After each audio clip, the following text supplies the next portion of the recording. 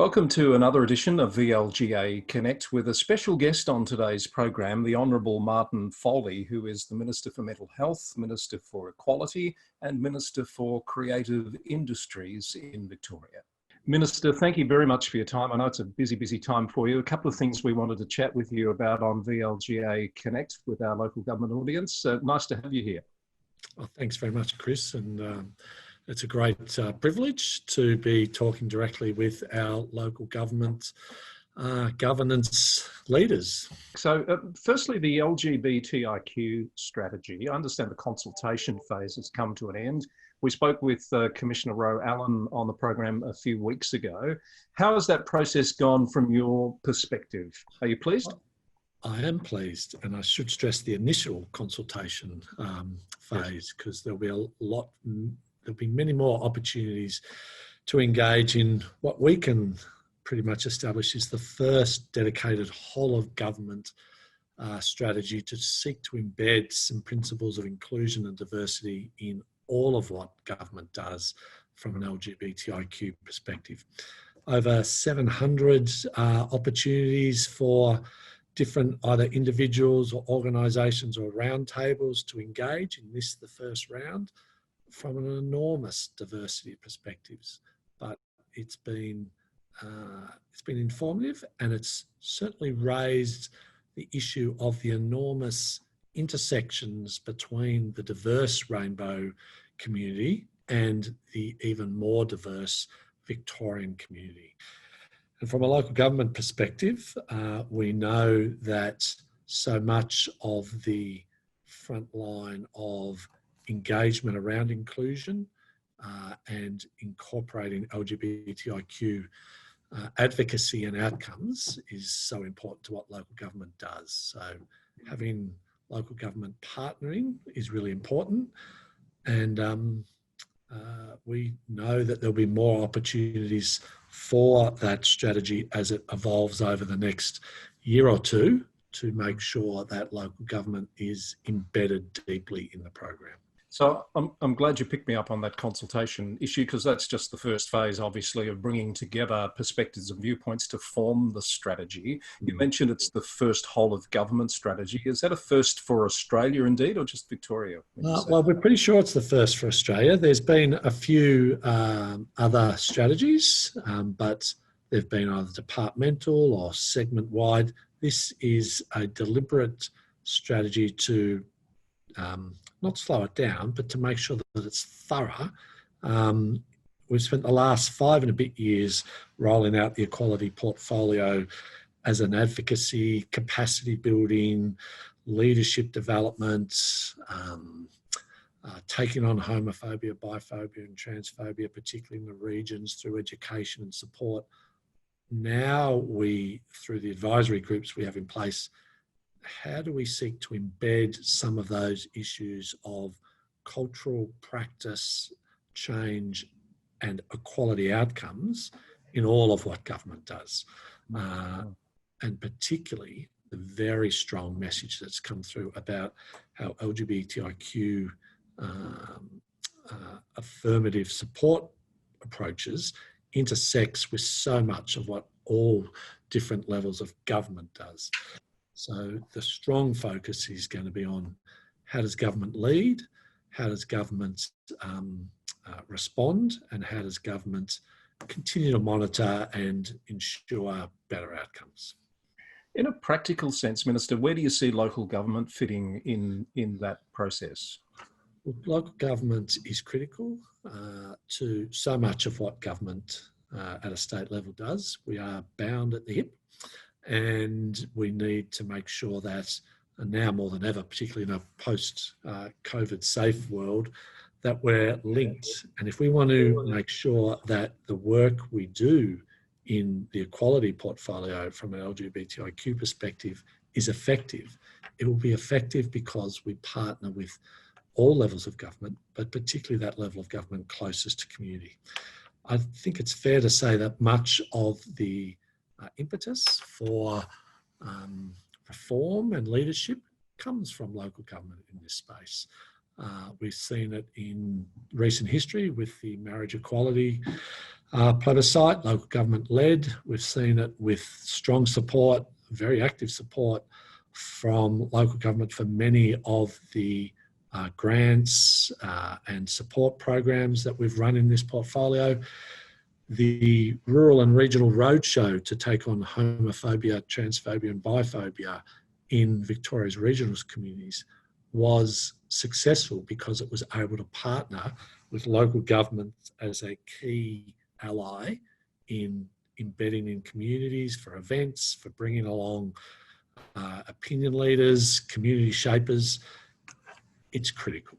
At every level we look at, local government is such an important ally in this program of change. As you may be aware, the new Local Government Act is going to require CEOs to develop 4-year workforce plans that give regard to diversity, inclusion, etc., which I think is a good thing. I'm sure you'd agree. What about that next level up, though, in terms of leadership starting at the top? What is your expectations, I guess, for how inclusion can be a stronger part of the decision-making process by the elected bodies at council level? Indeed, this applies particularly to local government, but it applies to all levels of government. So this same issue arises wherever we look. We know that the relationship between senior management and elected councillors is a critical component. That relationship, that creative support and creative tension in that relationship is critical to both achieving what the Act says has to be delivered by local government leaders and what the elected councillors, of course, want to achieve as part of their agenda.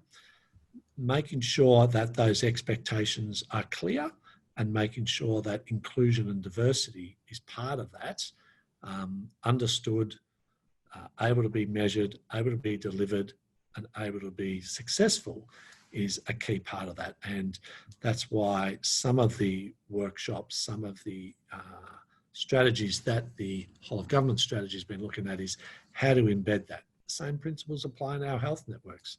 The same principles apply in policing. The same principles apply right across the myriad of services that governments deliver. And this is an opportunity for government to lead. This is an opportunity for government to actually say at the highest levels that we take inclusion and reflecting back at our communities who they are in how we operate is so important. So you mentioned a year or so. Is that about the time frame when we can expect to see, I assume we'll see a draft strategy come out of this process? Yes, indeed.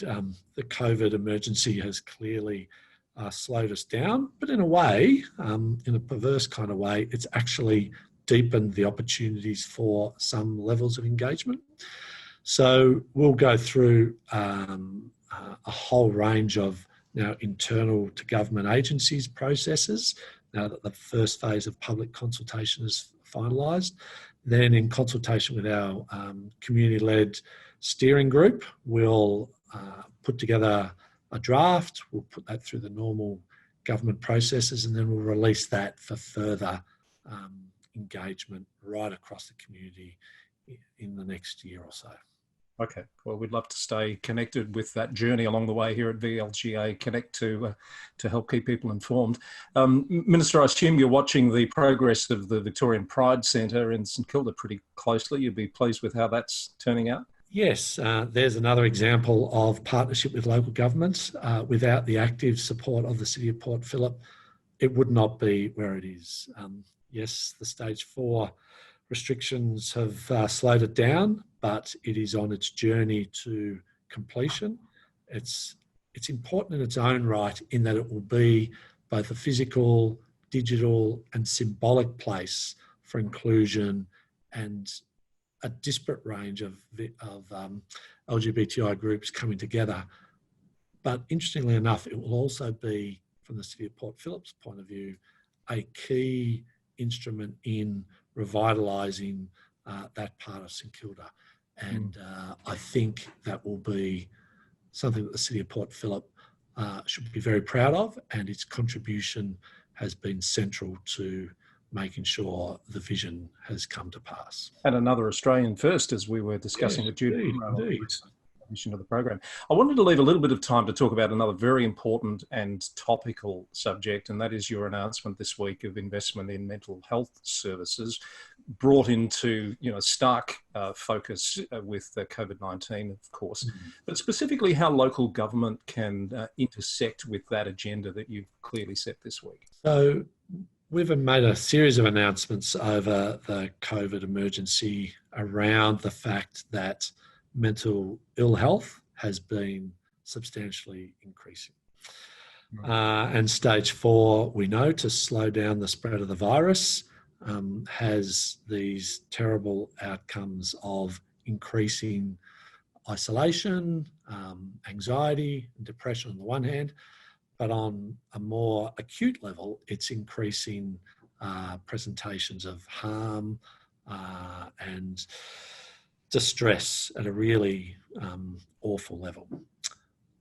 The package that we announced over the weekend was how to deal with that acute end of increased presentations and bad outcomes by focusing where we really do need to focus so much of our not just mental health and mental ill health responses, but all of our health responses in the community, at the top of the cliff, rather than the ambulance at the bottom of the cliff.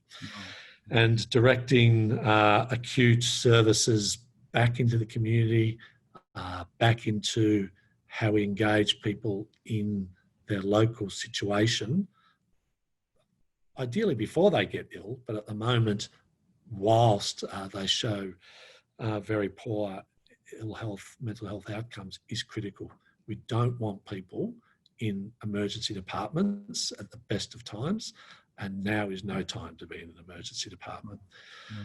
It's stressful for people with acute mental illness, and it's not good in the COVID environment. So the focus, whether it be with the likes of Headspace, community health organisations, non-government partners, is to deliver more services, particularly for acute level, in the community and in the home. And we know that when it comes to primary healthcare support and that intelligence of the variety of intersections where mental illness first presents in a community, that local government and the many agencies that it supports and the many services that it delivers are a key partner in that process. So whether it's through support for community health centres, whether it's support for any of the multitude of non-government organisations who partner with health services in community mental health work, the opportunity to bring those different levels of government and community together to deliver acute and subacute mental health support safely and in a timely manner and in the most effective manner, close to where you live, dealing with the services and the issues that are important to you, and getting you back on an even keel as quickly as possible. But local government is a key ally, and we look forward to those learnings being incorporated in the final outcomes of the Royal Commission into Victoria's mental health system due early in the new year. Much of the direction of this flows from the Royal Commission's interim report late last year. Minister, we'll have to leave it there, out of time, but thank you very much for joining us on VLGA Connect and talking to us about those two very important topics, and we look forward to speaking with you again soon. You're very kind. Thanks, Chris.